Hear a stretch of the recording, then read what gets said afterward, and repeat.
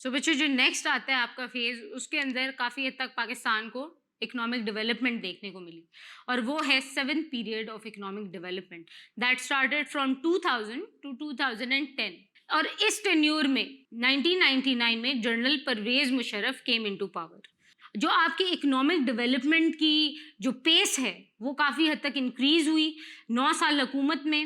اور وہ تقریباً انکریز ہوئی 7% تک. پرائم منسٹر شوکت عزیز آئے، انہوں نے بہت سارے اقدامات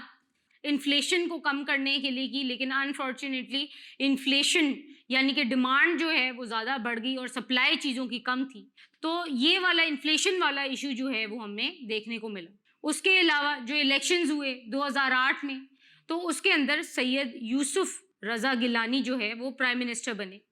اور پاکستان پیپلز پارٹی کی گورنمنٹ تشکیل ہوئی، لیکن انفارچونیٹلی اگین بہت زیادہ سکسیس نہیں کر سکی، پروگریس نہیں کر سکی ہماری اکانومی اس ٹینیور میں بھی.